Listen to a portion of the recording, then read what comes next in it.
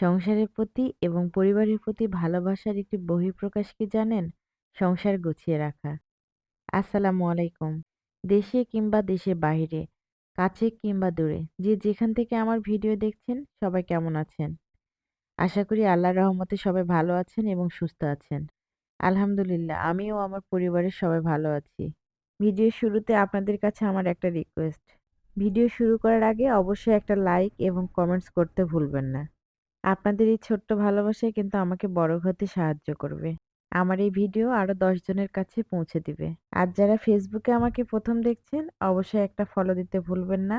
আর যদি ইউটিউব থেকে দেখে থাকেন অবশ্যই সাবস্ক্রাইব করবেন। আর আমার এই ভিডিওটি স্কিপ না করে পুরোটা আমার সঙ্গে থাকবেন। আমাদের মেয়েদের তো সংসারের কাজ সেই সকাল থেকে শুরু করতে হয়। এইজন্য আমি সকাল, সকাল আপনাদের মাঝে চলে এসেছি আমার লাইফস্টাইল শেয়ার করার জন্য। সকালে যেহেতু আমি নাস্তায় রুটি বানাবো এজন্য রুটির আটাটা মেখে রেখে দিয়েছি। আর এখানে আমি একটু চিয়া সিড ভিজিয়ে রেখে দিচ্ছিলাম। এখানে চিয়া সিড যখন ভিজাচ্ছিলাম তখন দেখছি আমার শখের মগটা ভেঙে গেছে। আসলে ভেঙে যায়নি, ফেটে গেছে। কিভাবে যে ফেটে গেছে আমি তা বলতে পারবো না। তো দেখে একটু খুব খারাপ লাগলো। কিন্তু কিছুই তো আর করার নেই। এজন্য আবার রেখে দিলাম। আর আজ আমি রুটিটা একটু ডিম দিয়ে ভাজি করে খাবো। আর এখানে ডিমের সাথে আমি একটু টমেটো নিয়েছি আর হালকা একটু জিরা ভাজাটা দিলাম। এতে একটু ফ্লেভারটা ভালো আসে। টমেটো দিয়ে ডিমটা ভাজি করলে আসলে রুটি দিয়ে খেতে মজা লাগে। ওর বাবা তো ওভাবে টমেটো পছন্দ করে না। কিন্তু এভাবে যদি আমি টমেটোটা দিয়ে রান্না করি ডিমটা, তাহলেও এটা খায়।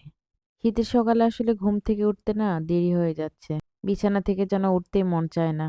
আমাদের জীবনটাই যেন অন্যরকম, তাই না? ছোট যখন ছিলাম তখন মনে হতো শীতটা অনেক ভালো লাগতো। এখনো আমার শীতটা অনেক ভালো লাগে। কিন্তু এখন তো আমি মা হয়েছি, কারো ঘরের বউ হয়েছি। এখন তো ঘুম থেকে উঠতে আমার একটু লেটই হয়। আলসেমিতে যেন শীতের ঘুমটাই যেন ছাড়তে চায় না। কিন্তু কি করব বলেন? সংসারের কাজ তো আর ফেলে রাখতে পারি না।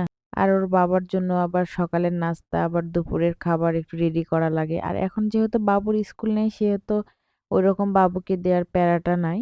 কিন্তু ওর বাবার জন্য আসলে সকাল সকালই উঠতে হচ্ছে। আর এটা তো আমাদের দায়িত্ব কর্তব্য যেটাই বলেন, তাই না?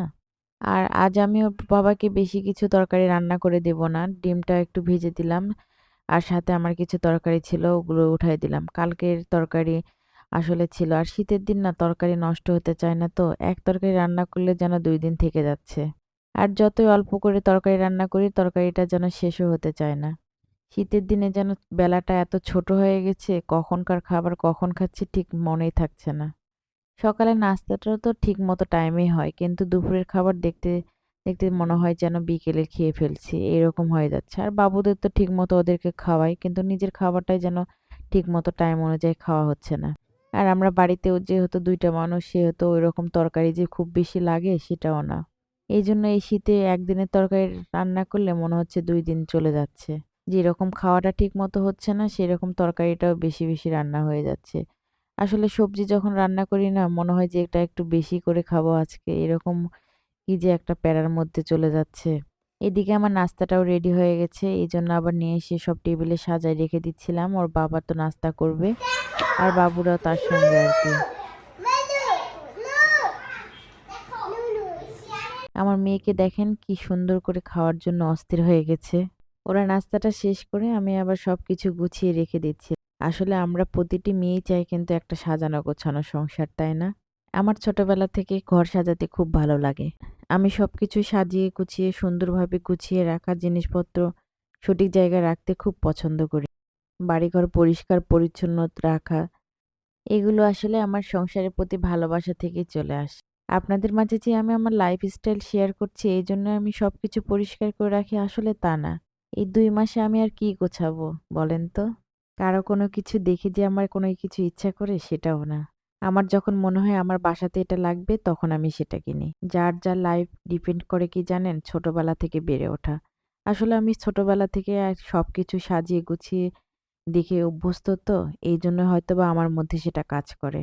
আমার যারা পরিচিত যারা আমাকে আগে থেকে চেনে তারা জানে আমি আসলে আগে থেকে এরকম ঘরটা গুছিয়ে রাখতে বা বাড়িঘর সবসময় পরিষ্কার রাখতে বেশি পছন্দ করি। হ্যাঁ, ভিডিও বানাবো বলে প্রয়োজনে কয়েকটা জিনিস কিনে রেখেছি বা কেনা লাগছে। তাই বলে এটা না যে আমি ঘর-দুয়ার এভাবে রাখতাম না বা আপনাদের জন্য দেখানোর জন্য রাখছি সেটা না। আসলে কি জানেন? একটা মানুষের ইতিবাচক মনোভাব তখন প্রকাশ পায়, যখন একজন ব্যক্তি তার ঘর, পারিবারিক জীবনকে সুন্দর ও গুছিয়ে রাখতে পছন্দ করে। গতকাল আসার সময় ওর বাবা একটু সবজি নিয়ে এসেছিল, তাই মনে করলাম সবজিগুলো রেখে দেই। আসলে বাসায় কোনো সবজি ছিল না তো, এইজন্য ওর বাবাকে নিয়ে আসতে বলেছিলাম। আর আমি না ফুলকপিটা এভাবে মাঝখান দিয়ে কেটে রাখি। আর ভিতরে দেখি কোনো কিছু আছে নাকি। আর সবকিছু গুছিয়ে নিয়ে মাথাটাও যেমন যেন ঝিনঝিন করছিল, তাই মনে করলাম চা খাই। আসলে আমরা যারা চা খাই তারা আসলে বুঝি। চা না খেলে মনে হয় যে মাথাটা ছাড়তে চায় না। আর আমাদের বাসার পাশেই কনস্ট্রাকশনের কাজ চলছিল। দিনের বেলাতে যেন ভয়েসটা দিতে আমার খুব সমস্যা হচ্ছে ইদানিং। যেহেতু পাশে কাজ চলছে, শব্দটা যেন বাসার মধ্যে চলে আসে। এতক্ষণ পর্যন্ত যারা আমার এই ভিডিও দেখছিলেন, সবাইকে অশেষ ধন্যবাদ আমার সঙ্গে থাকার জন্য। আমার ভিডিওটি কেমন লাগলো অবশ্যই একটা কমেন্টসে জানাবেন। আজ এই পর্যন্ত, দেখা হবে অন্য কোনো ভিডিওতে। সবাই ভালো থাকবেন, সুস্থ থাকবেন। আল্লাহ হাফেজ। আসসালামু আলাইকুম।